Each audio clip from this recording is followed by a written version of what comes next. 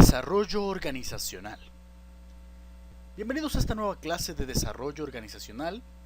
En esta ocasión vamos a estar revisando lo que serían un conjunto de conceptos derivados o relacionados con la cuestión de las empresas, específicamente las organizaciones productivas, aquellas que se dedican no solamente de forma fáctica a producir un bien o servicio, sino también al cómo realizan esa producción, derivado de la interacción y las formas que adoptan los colaboradores, los empleados y básicamente toda persona que está involucrada en esa producción. ¿De acuerdo? Esto es básicamente lo que corresponde a la organización y evidentemente el cómo esta organización se conforma o se constituye a lo largo del tiempo, porque también puede tener alguna que otra variación, alguna que otra modificación de algún tipo.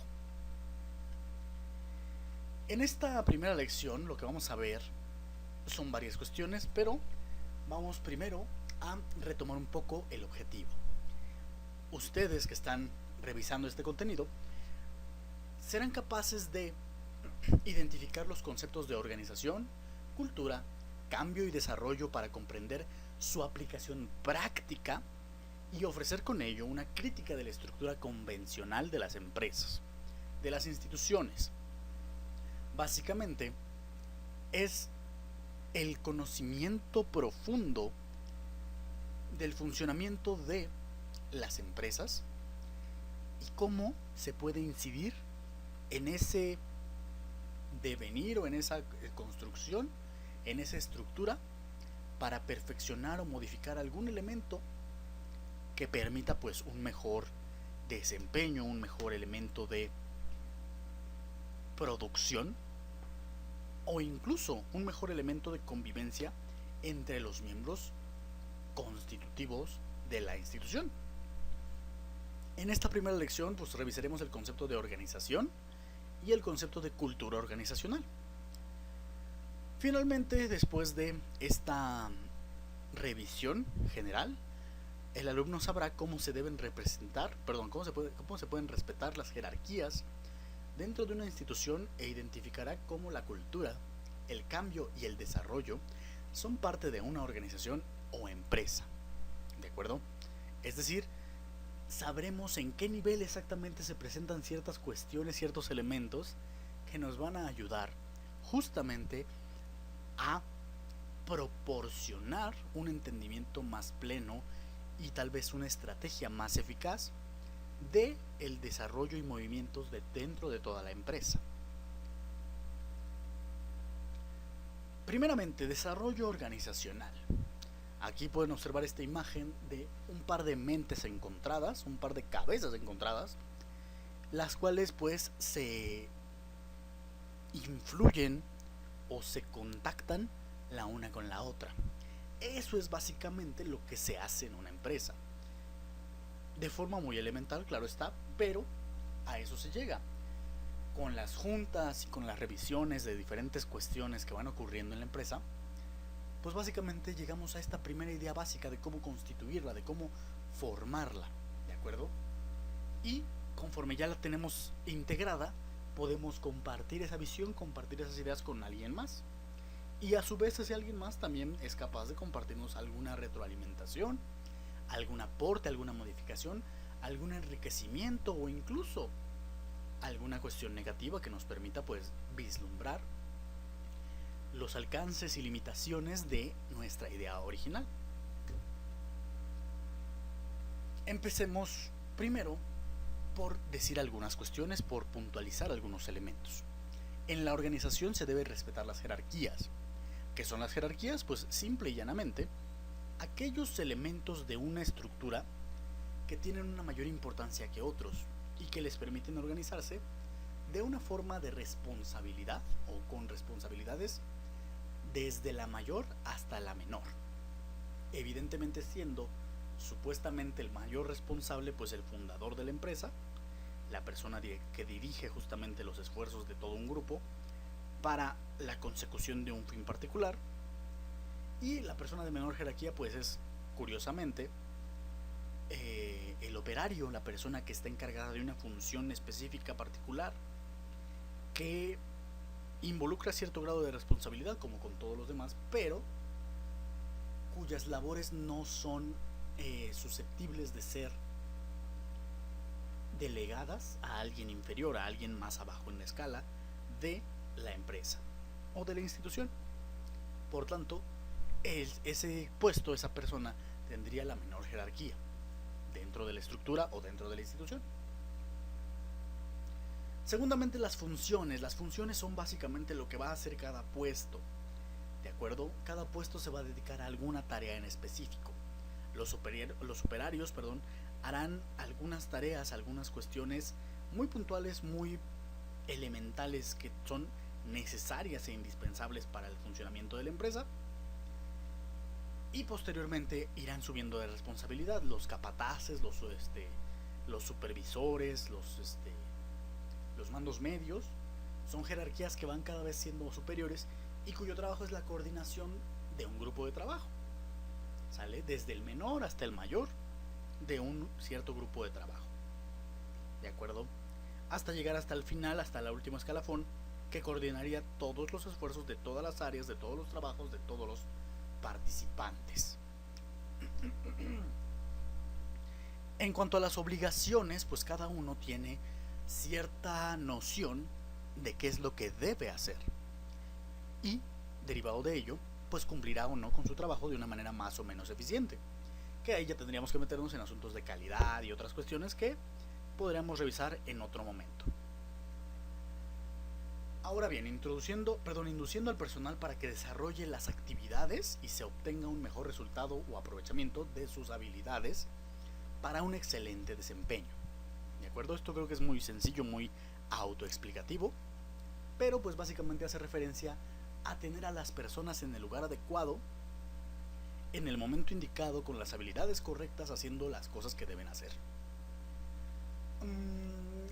Donde se logre vencer los cambios al adaptarse a ellos, así como el fomento de la modificación estructural y cultural. ¿Vale?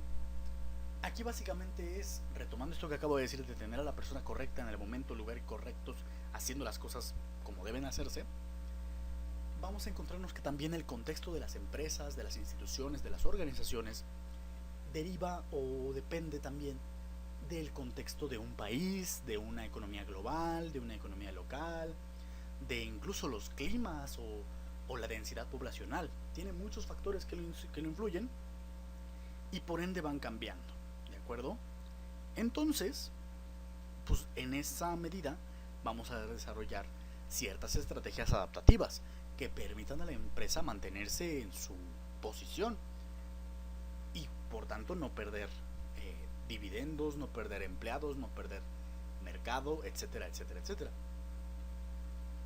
Y por tanto, tenemos que modificar y fomentar esos cambios estructurales y culturales. ¿Por qué? Porque no va a ser lo mismo una empresa del auge de la revolución industrial a una empresa de tecnologías del siglo XXI, ¿de acuerdo? No es igual, no es el mismo giro, no es el mismo contexto histórico, no es el mismo contexto político, no es el mismo contexto social, no es el mismo contexto tecnológico y cultural. O sea, hay muchos elementos que tienen que modificarse de un punto A a un punto B, pero no puede hacerse un brinco tan abrupto. Tiene que haber un cambio gradual que permita vislumbrar que estamos haciendo las cosas correctamente para llegar a ese otro punto B. Entonces, eso es básicamente lo que va fomentando el desarrollo organizacional. Entendamos primero qué es la organización.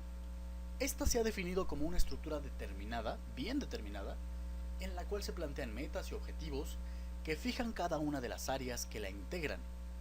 ¿De acuerdo?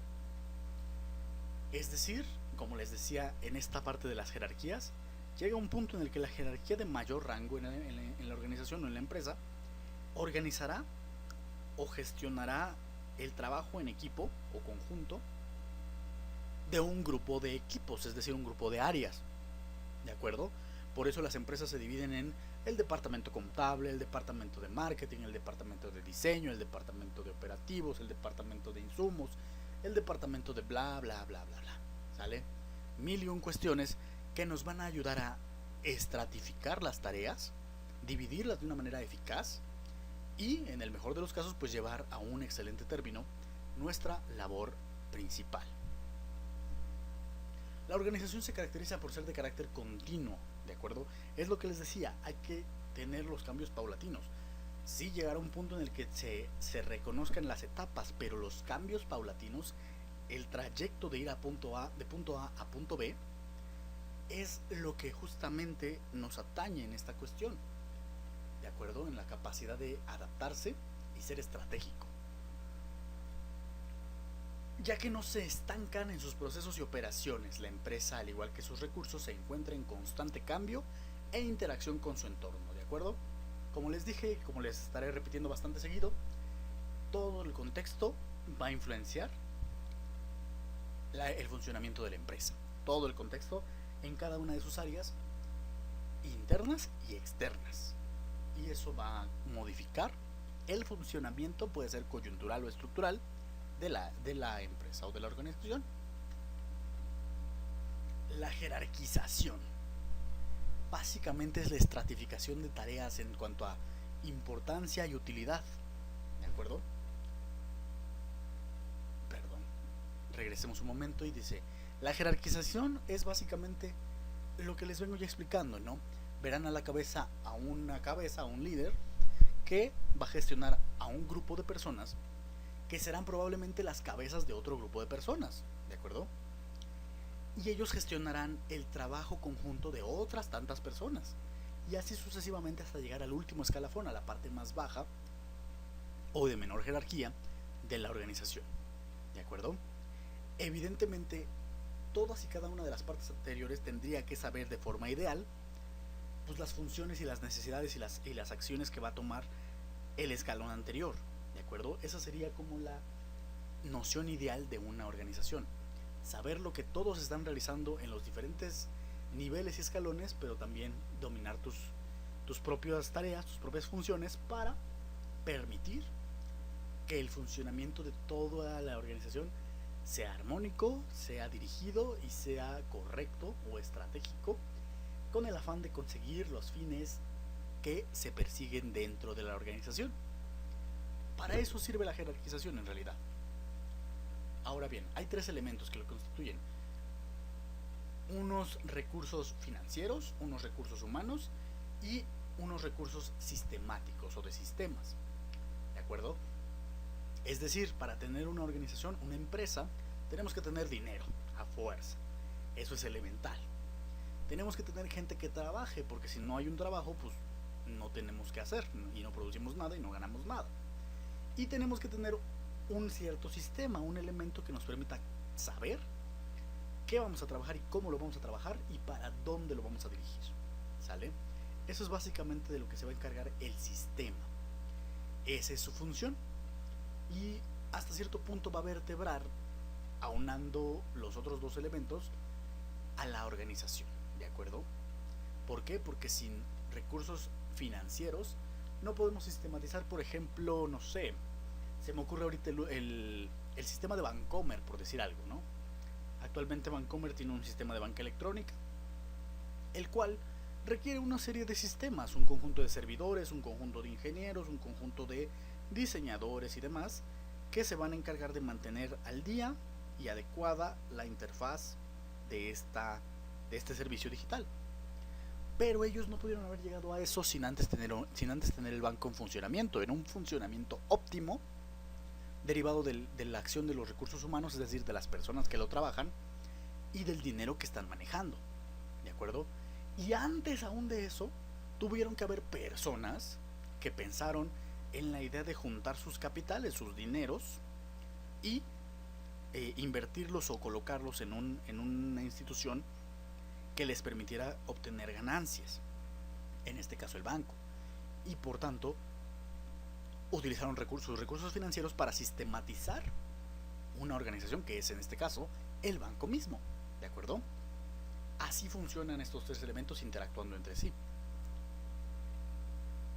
Ahora bien, como verán, retomé el ejemplo del banco, pero ese es solamente un tipo de organización. Hay organizaciones formales, informales, que tienen diferencias entre ambas, claro. La más obvia y evidente es justamente el grado de sistematización. El siguiente es el tipo y uso de los recursos humanos. Y finalmente, el uso de los recursos financieros. ¿Por qué? Una organización informal, por ejemplo, ahí ven la imagen de un grupo de amigos. Esa es una organización informal. El estar con tus amigos es una organización informal. Porque tú sabes quién es tu grupo de amigos. Ahí están los recursos humanos. Y tal vez se organicen para salir y requerirán recursos financieros. Y tal vez la persona que los organizó sea como la cabeza, aunque no hayan dicho, sea la cabeza del grupo. Y entonces ahí hay un sistema. ¿De acuerdo? Lo tienen. No está tan definido, no está tan evidente, pero ahí está. Y por ello es una organización también. Curiosamente su finalidad no es lucrativa, es decir, no busca dinero. Busca en todo caso la remuneración afectiva o emocional de convivir con alguien más. ¿Sale? Y de hacer cosas juntos. Y en cambio la organización formal es más estructurada, tiene mayores jerarquías, tiene mayores elementos de distribución que le permiten darle un orden a todo aquello que nosotros ubicamos dentro de la institución o de la empresa. Un ejemplo de organización formal o informal, pues por ejemplo la gerencia de un banco es evidentemente una organización formal. Tiene la jerarquía, tiene la parte de los recursos humanos, tiene la parte financiera y tiene la parte sistemática. Una empresa cualquiera también es una cuestión formal, aunque tendrá dentro de sí cuestiones informales también.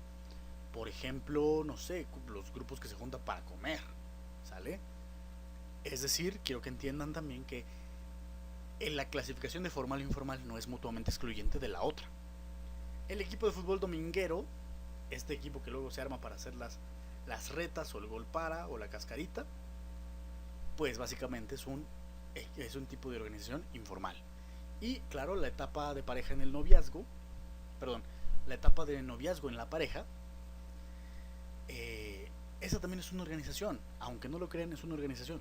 Hay personas allí que invierten ciertos recursos que hasta cierto punto son financieros en algunos momentos y lo hacen sistemáticamente, ¿de acuerdo?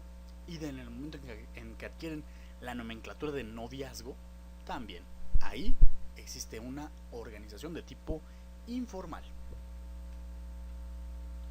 Ahora bien, la cultura organizacional es la compleja mezcla de conductas, relatos, mitos, metáforas y demás ideas que encajan en unos y otros. Define qué significa ser miembro de una sociedad. Y bueno, la cultura incluye expectativas compartidas, valores, actitudes, ejerce una influencia en los individuos, los grupos y los procesos de la organización, ¿de acuerdo? No es lo mismo la cultura organizacional que tendrá una empresa japonesa o una empresa alemana, por ejemplo, cuyos valores sociales, es decir, su sociedad, su cultura, es de ser muy ordenados y tal vez muy puntuales, por ejemplo, ¿de acuerdo? A diferencia de una empresa mexicana en la que, bueno, la puntualidad no es tan padre, ¿verdad? Considerando que de repente nos dicen para algunos eventos, te veo a las 8 y llegas 8:30, 9, ¿de acuerdo? Entonces,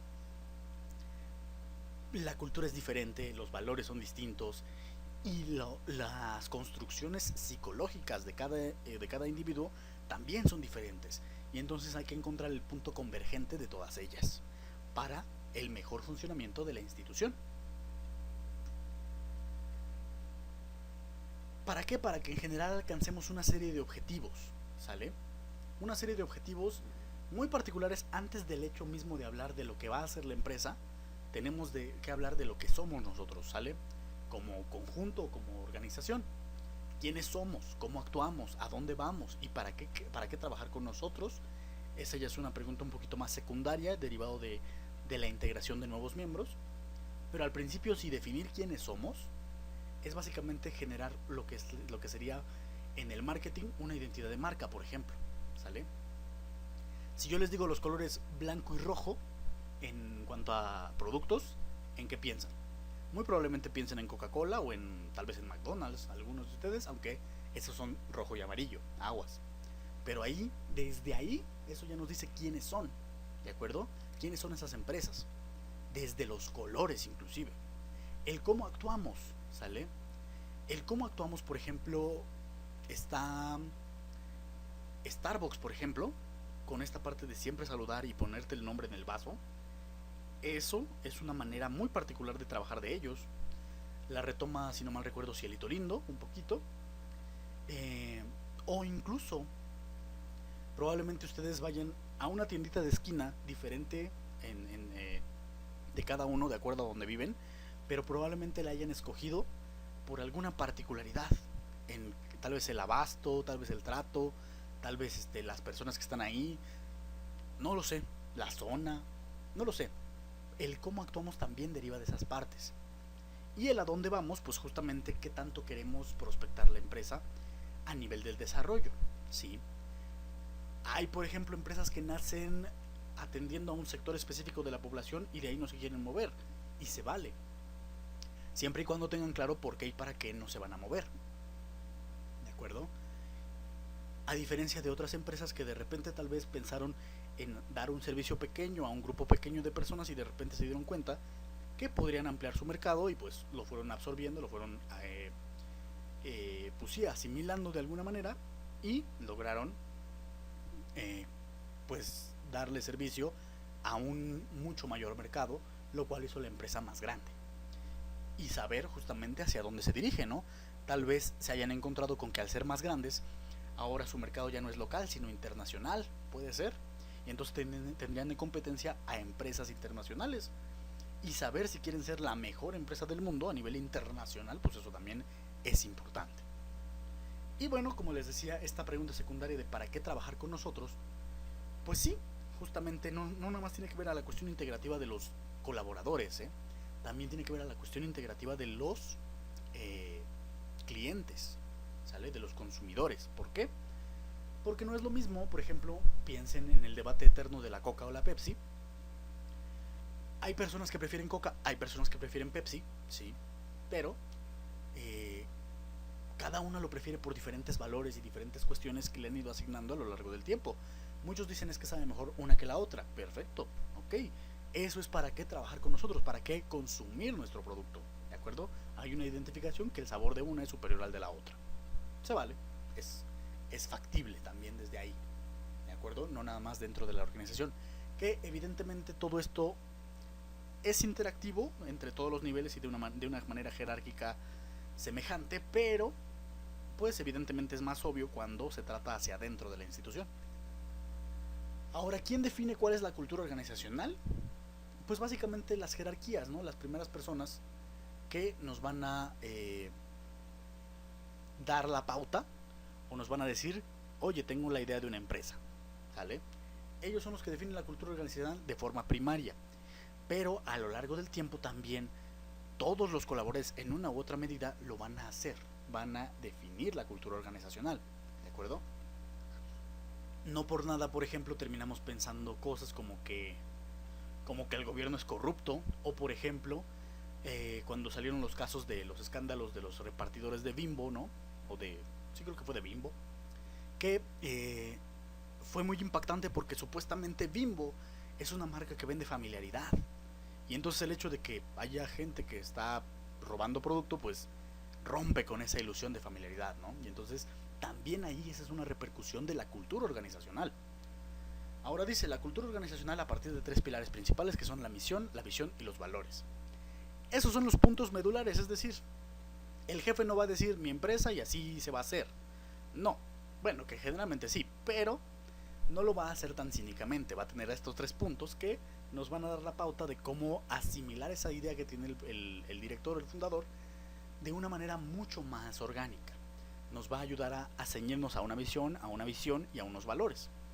Es decir, a dónde vamos, cómo vemos la empresa, cómo la visualizamos o qué es y cómo nos vamos a desempeñar y en qué términos. Esos son los significados pragmáticos de esos 3 pilares. ¿De acuerdo? Ejemplos de estos 3 elementos bien aplicadísimos: está Twitter, está Google y está Disney. Disney es la reina madre de todas estas 3 pilares. ¿Por qué?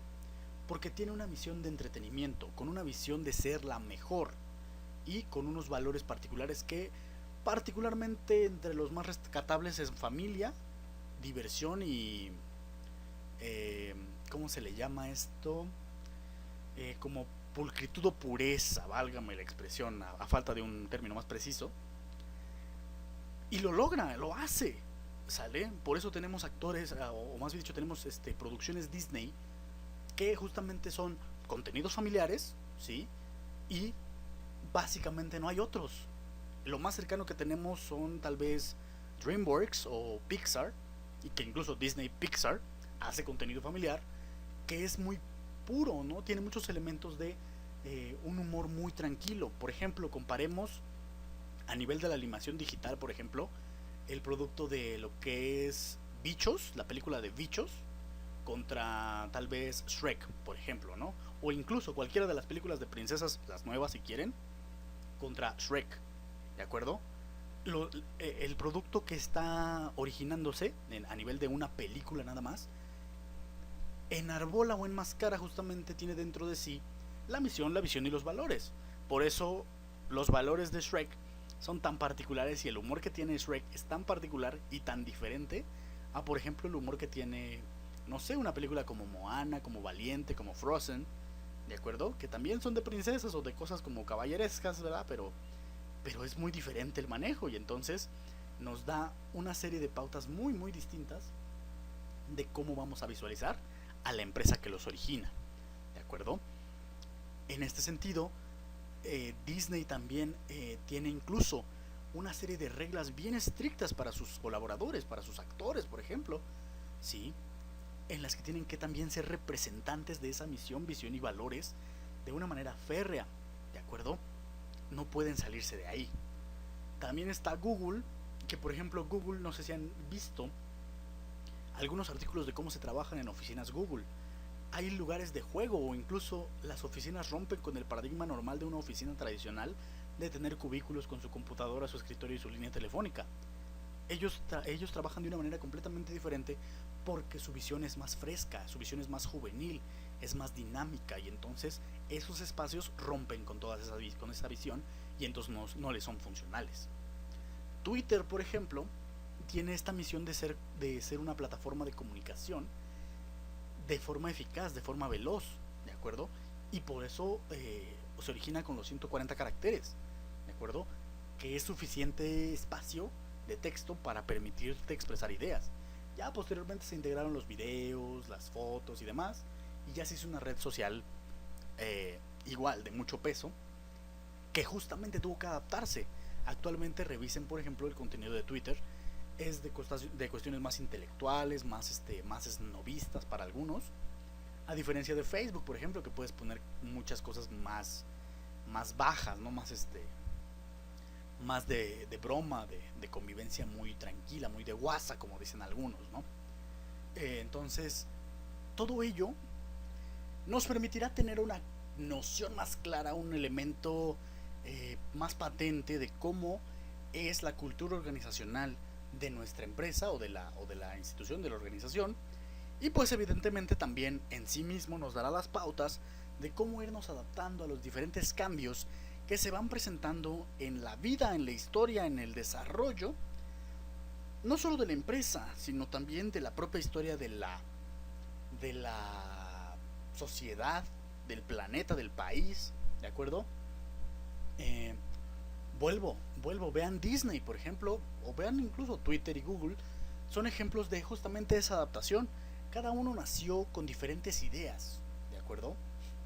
Con diferentes preceptos originarios que tuvieron que irse adaptando, que tuvieron que irse modificando, que tuvieron que irse enriqueciendo a lo largo del tiempo para permitir que sean lo que son hoy, ¿de acuerdo? Google no empezó como el rey de los buscadores, como el mejor de los buscadores, que es el más utilizado, que, que es más ocurrido por la mayor cantidad de personas en el mundo. Twitter tampoco empezó como una de las redes sociales más influyentes del planeta. Evidentemente Disney, antes de Disney, teníamos los cuentos de los hermanos Grimm, pues como eran, sale, y eran bastante traumáticos, a diferencia del contenido que nos da ahora Disney. acuerdo? O incluso también las historias de cómo se ha desarrollado. Vean, por ejemplo, la primera historia de Disney, que fue la de Blancanieves, que era una historia que obedecía a una moral bien particular y bien, bien clásica. Y vean, por ejemplo, la última película de esta moral, de este desafío, o de este desafío moral a nivel del rol, por ejemplo, de la mujer, es Moana, justamente, ¿no? Y cómo Moana es diametralmente opuesta a Blancanieves, ¿sí? Moana va y hace y busca y todo este rollo derivado de justamente no solamente el cómo contar una historia diferente, sino justamente de ese hecho de contar algo diferente, de historias que se tienen ya como bases, sí, claro, pero adaptadas, modificadas a un nuevo contexto, a una cuestión más actual, más vigente, más presente en el momento de hoy. Y probablemente más adelante existan otras adaptaciones, otras percepciones, otras visiones con las que se tengan que adaptar, ¿de acuerdo? Ahorita, por ejemplo, si ven en la pantalla tienen el logo de Disney Plus, sorry. Eh, Esta aplicación nace justamente para abarcar un mercado que a Disney se le estaba yendo, porque justamente Disney tenía sus contenidos en Netflix y luego los pasó a otras plataformas de streaming, y ahora tiene los recursos, el sistema, los recursos financieros y los recursos humanos para darse el lujo o la capacidad o la oportunidad de incursionar en una plataforma de streaming con su propio contenido que no es corto. Entonces, habría que checar también cuáles son las cuestiones estratégicas positivas, sobre todo positivas, de ese desarrollo organizacional. No nada más para la organización, porque también esto implica que haya personas dentro de la organización que puedan beneficiarse de forma muy particular. Por ejemplo, personal que, no sé, por ejemplo, domina la ingeniería y entonces domina los sistemas y entonces es pues llamada, ¿no?, a la parte del servicio y mantenimiento del servicio de streaming, y entonces le significaría tal vez un aumento de salario, un cambio de carrera, un cambio de domicilio, la oportunidad de comprar casa, carro, perro, tener familia, no lo sé, ¿de acuerdo? Muchas cosas que van afectando a la empresa, a sus colaboradores y al contexto donde se desarrollan de forma local y de forma global. Espero esto les haya dejado un poquito más claro las cuestiones a las que atañe el desarrollo organizacional. De mi parte por esta sesión es todo. Por favor no olviden dejar sus comentarios en la barra de comentarios, por favor. Cuídense mucho. Hasta pronto.